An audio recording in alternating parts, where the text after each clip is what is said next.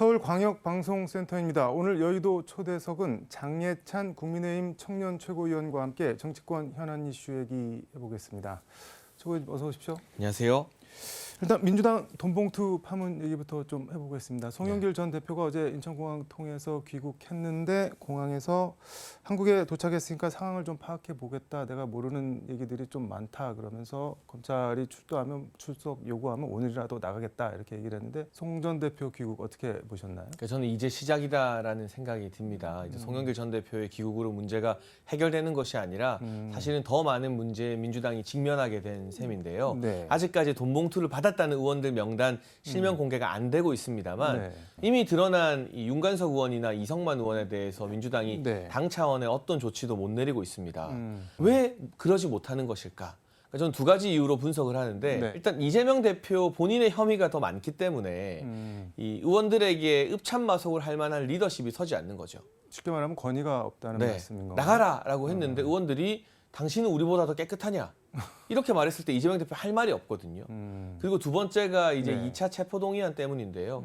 이 20명 출당시켰다가 20명이 체포동의안 가결해버리면 이재명 대표가 영장 실질심사 받아야 합니다. 네. 그게 무서워서 지금 원내가 아닌 송영길 전 대표에게는 단호할 수 있지만 원내인 의원들에게는 명단에 드러나도 이러지도 저러지도 못하는 게 민주당의 한계라고 보입니다. 이재명 체제의 한계인 것이죠. 이것이 앞으로 시작될 텐데 네. 과연 국민적 동의를 얻을 만큼의 조치를 민주당이 내릴 수 있을까? 저는 이재명 대표 개인의 사법 리스크 때문에 굉장히 어려운 상황에 처하게 될 거라고 봅니다. 어제 국민의힘 최고위원 회의에서 민주당 돈봉투 사건의 뿌리는 이재명 성남시청이다 이런 말씀을 하셨다고 하는데 이거는 무슨 얘기인가요? 그러니까 연결고리에 해당하는 키맨의 존재가 드러났습니다. 이재명 대표 최측근인 정진상 네. 그리고 뭐 경기도 법카 공무원 갑질로 화제가 되었던 네네. 배소연 이런 사람들과 같은 행정지원과에서 근무한 박용수라는 이름의 보좌관이 있는데 이 사람이 2018년도에 성남시를 나와서 네. 바로 송영길 전 대표의 보좌관이 됩니다. 그리고 전당대회 과정에서는 네. 이정근 전 사무부총장으로부터 돈봉투 관련된 보고를 받은 당사자가 이 박용수 보좌관이고요. 송영길 전 대표가 당대표 된 다음에는 네. 정무조정실장이 됩니다. 정진상도 이재명 체제에서 정무조정실장이 되었죠. 네. 그러니까 이재명에게 정진상이 있다면 송영길에게는 박용수가 있는 셈인데 이 박용수가 성남시청에서 정진상과 같은 사무실에서 한솥밥 먹으면서 오랜 네. 기간 근무했다는 거 아닙니까? 결국 이 박용수를 매개로 아주 오래전부터 송영길을 대표로 만들어서 민주당 대선 경선할 때 이재명 대표에게 유리하게 경선을 운영하자라는 좀 담대한 도발적인 네. 계획이 있었다라고 합리적으로 의심을 할 수밖에 없는 여러 정황들이 나왔기 때문에 이재명의 그 성남시청 행정지원과에서 사실은 이 이름을 돈봉투 지원과 전당대회 지원가로 바꿔도 상관없을 정도의 플랜을 세웠던 것이 아닌가. 여기에 대해서 이재명 대표가 직접 해명해야 될 필요가 있다고 봅니다. 지금 국민의힘에서는 송 전 대표 탈당을 꼬리 자르기다라고 이렇게 얘기를 했는데 그럼 결국 몸통은 뭐 이재명이다 이렇게 보시는 건가요? 왜냐하면 송영길 전 대표가 당 대표가 됨으로써 가장 크게 이득을 본 사람이 이재명 대표이기 때문입니다. 어떤 친문의 홍영표 의원을 아슬아슬하게 이기고 송영길이라는 정치인이 대표가 됨으로써 대선 경선 과정에서 이재명 대표가 가장 많은 이득을 누렸어요. 이건 국민의힘의 주장이 아니라 민주당 대선 경선 당시에 네. 이낙연 전 대표를 지지하는 민주당 정치인이나 소위 친문계 정치인들이 이거 당 대표가 너무 이재명 후보 편만 든다. 공정하게 경선 관리하라고 네. 숱하게 이의를 제기했던 게 언론 기사로 고스란히 남아 있습니다. 그리고 결정적으로 그 당시에 정세균 후보나 김두관 후보가 네. 중도 포기하면서 그 표를 어떻게 처리할 것인가. 네. 여기에 대해서 송영길 지도부가 이재명 대표 손을 들어주면서 과반으로 경선이 끝나게 되죠. 네. 이낙연 전 대표 측에서는 4.4.5입이라고 강력하게 반발했습니다. 결선을 가느냐 마느냐에서 송영길 전 대표가 이재명 후보 손을 들어줬기 때문에 송영길이 대표가 됨으로써 이재명 대표가 가장 많은 이득을 받고 그렇다면 당연히 어떤 연관성이 있는 거 아니냐에 대해서도 본인이 좀 떳떳하게 소명해야 될 의무가 있는데 최고위에서 그냥 송영길 전 대표 귀국 촉구하고 사과하는 것 외에 어떤 메시지도 아직까지 안 내고 있거든요. 알겠습니다. 이 얘기는 이 정도로 하고 윤석열 대통령 미국 국빈 방문 얘기해 보겠습니다. 워싱턴 포스트랑 한 인터뷰가 어제 기사가 나왔는데 일본 관련해서 일본이 100년 전 역사 때문에 무릎을 꿇어야 한다는 생각을 받아들일 수 없다 이렇게 말씀을 했는데 이재명 대표는 뭐 황당하다 참담하다 이렇게 비판을 했는데 어떻게 보셨나요? 저는 윤석열 대통령의 대일 외교라던가 네. 한일 관계 회복에 대한 철학이 상당 부분 김대중 전 대통령의 것을 계승하고 있다라고 생각을 합니다. 네. 이제 98년도 그 당시 오부치 선언이 있고 김대중 전 대통령이 일본 의회에서 이런 연설을 했습니다. 네. 제가 그대로 옮겨드리면 50년도 안 되는 불행한 역사 때문에 1500년에 걸친 교류와 협력의 역사 전체를 무의미하게 만든다는 것은 어리석은 일 이렇게 말씀하셨어요. 네. 결국 윤석열 대통령이 이번 인터뷰에서 말한 내용과 맥락이 거의 동일하거든요. 근데 화자가 김대중 전 대통령에서 윤석열 대통령으로 바뀌었다고 해서 민주당이 김대중 전 대통령의 이 같은 움직임에 대해서는 한일관계 회복을 위한 통 큰 결단이었다고 하면서 윤석열 대통령은 뭐 친일이다 이렇게 말하는 건 적절하지 않은 그야말로 또 하나의 내로남불인 것 같고요. 그때 김대중 전 대통령이 내렸던 결단의 고민의 무게와 윤석열 대통령이 지금 한일관계 회복을 위해서 여러 가지 고민하고 있는 이 무게들이 결코 다르지 않을 것이다. 이 맥락에 대해서 동일하다는 것을 우리 국민들께서 차차 더 이해해 주실 거라고 기대하고 있습니다. 근데 오부치 같은 경우는 과거사에 대한 통절한 사과를 하고 그 바탕 위에서 김대중 오부치 선언이 나온 거잖아요. 근데 윤석열 대통령 같은 경우는 이번에 갔는데 뭐 사과 같은 거는 따로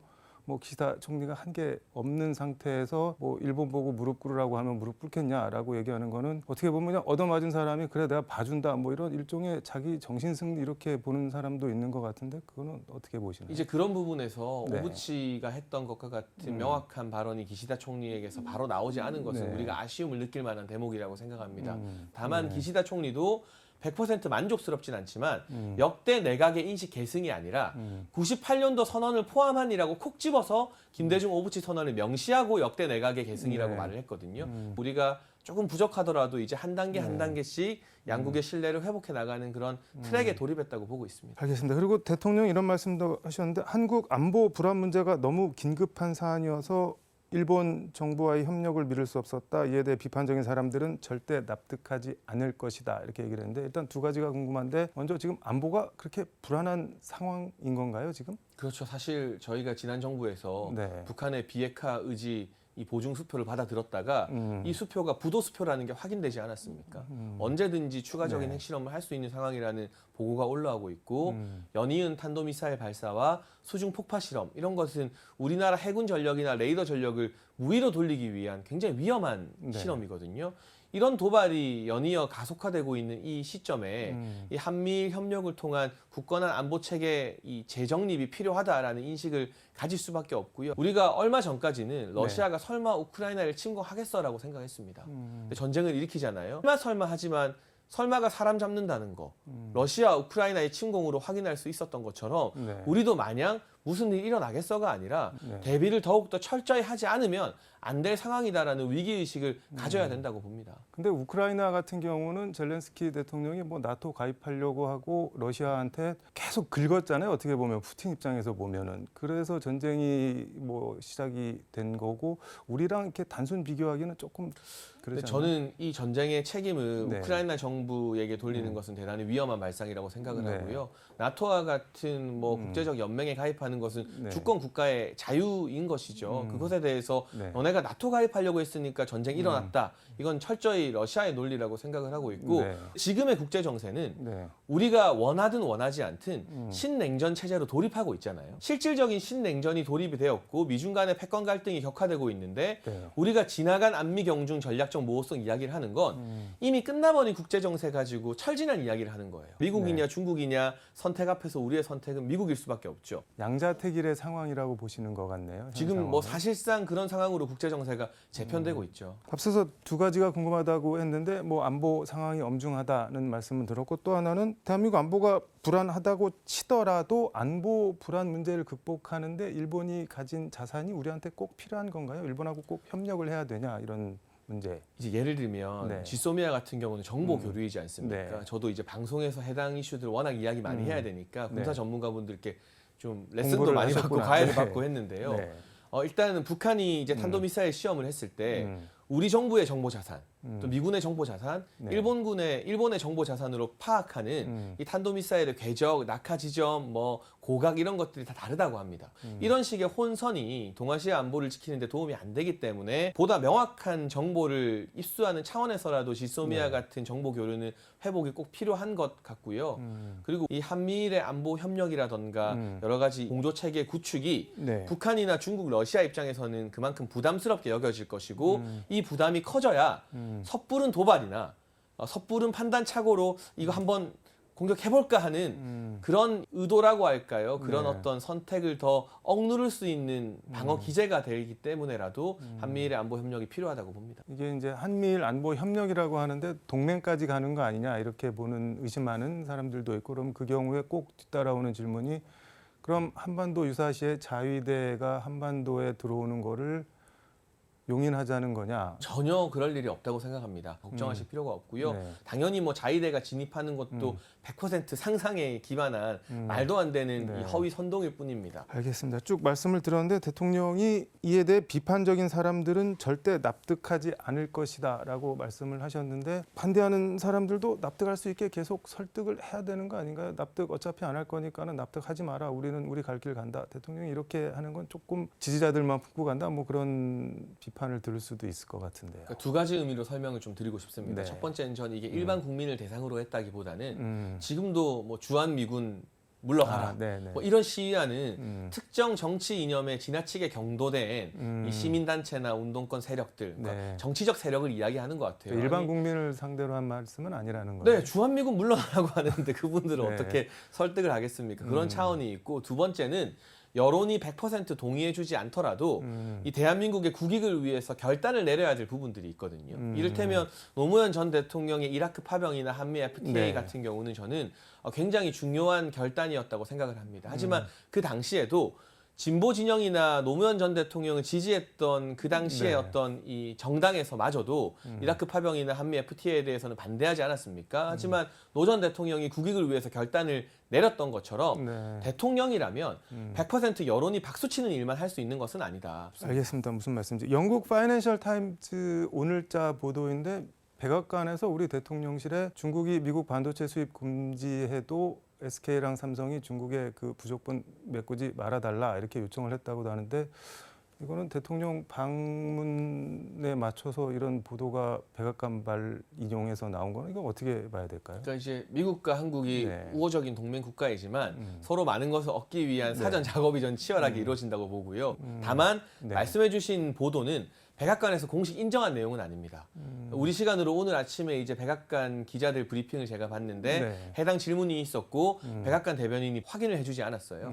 그러면서 어떤 이야기를 했느냐? 네. 이 미국에 투자하는 한국의 반도체나 자동차 기업들 훨씬 더 많은 이득을 보게 될 것이다 라는 이야기를 했어요. 그러면 어떤 조치가 실질적으로 이뤄질지는 모르겠습니다만 더 많은 것을 경제적으로 얻어오는 데 집중을 해야 된다고 생각을 하고요. 지금 백악관이 공식 인정하지 않은 일부 언론들의 개별 보도에 대해서 현 시점에서 막 진위 여부를 다투는 것은 좀 소모적이라는 생각이 듭니다. 소모적인 질문을 하나 더 드려야 될 것 같은데 이게 파이낸셜 타임즈만 보도한 게 아니라 로이터도 보도했는데 로이터는 한국 정부가 윤석열 대통령의 미국 방문을 준비하는 과정에서 미국으로부터 이 같은 요구를 받았다라고 좀 구체적으로 보도를 했고 그리고 말씀하신 대로 백악관 해명이 미국에 투자하면 더 많이 받아갈 수 있을 것이다라는 거는 행간을 읽어보면 거꾸로 뒤집어 보면은 중국은 이제 그만 버려도 된다. 뭐 이렇게 읽힐 수도 있는 거잖아요. 근데 이제 보면은 우리는 미국에 현찰 주고 미국에서 우리한테 받아오는 거는 일종의 뭐 약속어 말만 받아오는 것 같다는 뭐 그런 비판도 있는 것 같은데 그건 어떻게 보세요? 저는 아직 이 같은 보도가 사실로 확인되지 네. 않았기 때문에 확인할 수 없다라는 전제를 깔고요. 만에 하나 그런 식의 요청이 오간다면 우리 정부가 해야 할 일은 네. 그로 인한 반대급부. 미국 정부에서 우리 기업들에게 어떤 인센티브를 주는지 네. 그 인센티브를 대폭 확대하고 우리 기업이 중국에서 보게 되는 일정 손해 이상을 감당하고도 남을 방향으로 미국 내 어떤 투자 활성화라던가 한국 기업에 대한 어떤 특혜 조치를 더 늘리는 네. 데 집중을 해야겠죠. 뭐 그 부분은 한미 정상회담 과정에서 실무 협의 과정에서 좀 더 치열한 논의가 있을 거라고 생각합니다.